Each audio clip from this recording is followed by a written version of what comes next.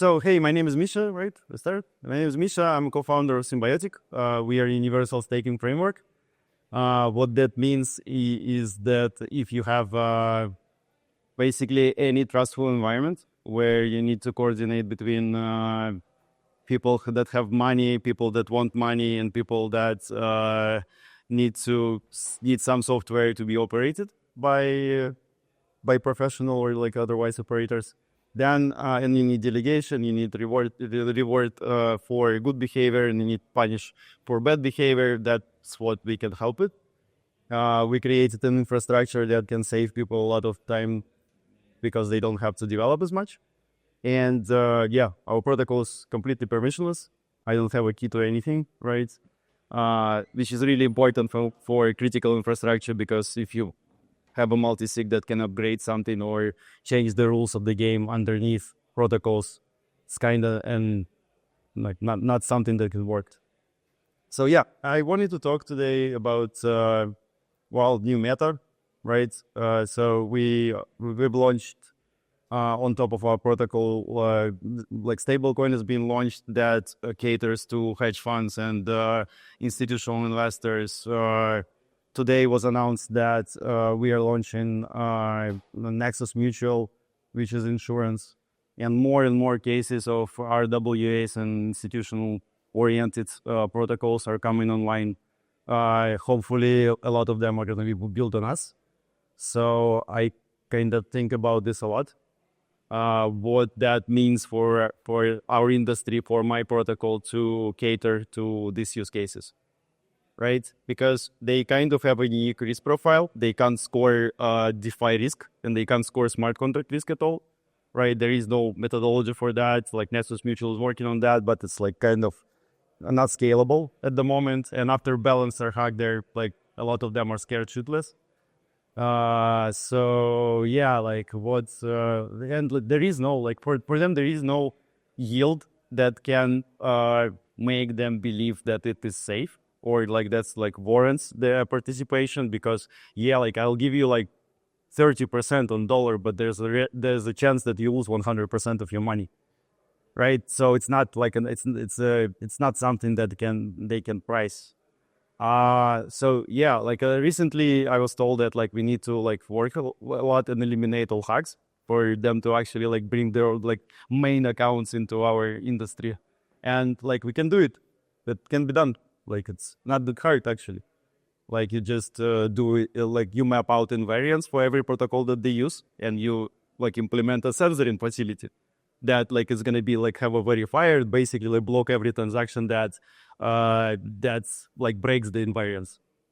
So easy, right? And like after that, you can add another layer of protection. You can just make your blockchain reversible in like in some ways. Right, so easy enough, right? Like even if this like verifier will not spot some hacks, you can just like get your money back. Well, like I'm not sure. Like I'll explain why we can't do that, right? Because like what is the point of this all, right? If the blockchain is reversible, if you have a like centralized censoring facility, like what is left actually, right? That you don't have like it doesn't matter if you have security or not after this, because like blockchain becomes basically like a super centralized entity. Moreover, like the second question that like I ask myself a lot is self-custody. Like the guys and girls that were like with us for a long time know that self-custody is kind of important. Like yeah, I have my own money, right? I control my like destiny. If I fuck up, that's like kind of my fault. But it's not fault of some government that decided to be tyrannical. It's not the fault of like some institution that decided that they want to raise the percentage rate on my deposit, or like lower it. So in terms of institutions coming online, and that's it, and that's like continuation of the first smart contract risk. They kind of want for the tokens that you hold to not be like representative of anything.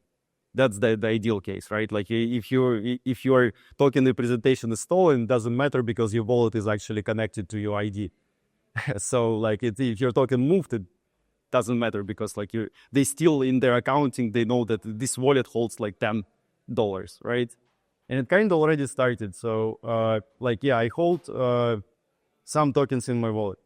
One of them is USDC, right? I kind of self-custody it, but I can't actually like move it around because they can be stopped. Like my funds can be locked in my account. So is it like still self-custody or not? I hold T-bills and like they're actually issued by BlackRock. And I kind of like not know them as well because like I can move them around until the point where somebody decides that I can't anymore. And like if we don't have self-custody and we have reversible blockchains, like what is actually left? Like what is the out of like all of these blockchain initiatives? And the other part, like why it's kind of hard, because like it's hard to build a composable system on top of permissioned assets, right? Because like how would I know that they actually can be liquidated?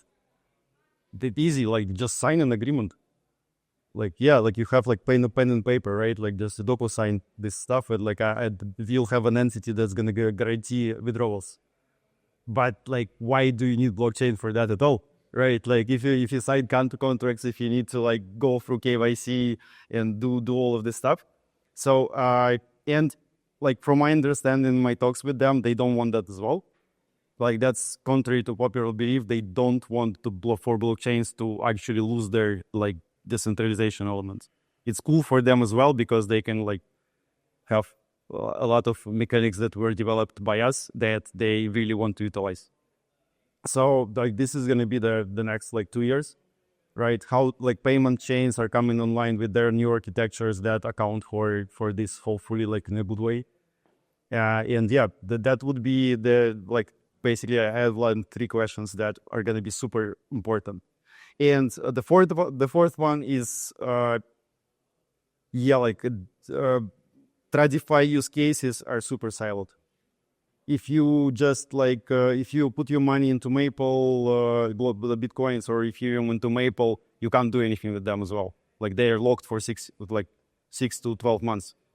And all of the like use cases, they all have unlock periods. They hope that they all have like sometimes really long unwinding period, and they're locked and they're not composable in any way because there are no derivatives on top of them. And why there are no derivatives on top of them? Because again, they're tied to you, right? They're not tied to the tokens that you developed. You don't have like shares associated with your wallet that like one-to-one represent your investment. So for that, there are a lot of solutions. Most of them are like not on the technical side. We just need to make sure that representation and derivatives are actually accounted as something that they are, right? In their minds and in legal systems that they fall under. Like how do we do it? Like a lot of work. Like Uniswap spent like around $200 something million on legal support for their own initiatives, and I guess like we'll have to spend like 10 times more, right, in the future, just for, and it's not going to be, again, we're not like selling ourselves to that, right? It's going to be so we can print something algorithmically on chain that's going to be valid for the real world, right? So that's the what we like, and in Symbiotic we do we do 2 things basically. Like we work on infrastructure, right? So like the element of it, how do we create something that's still decentralized but as easy to use as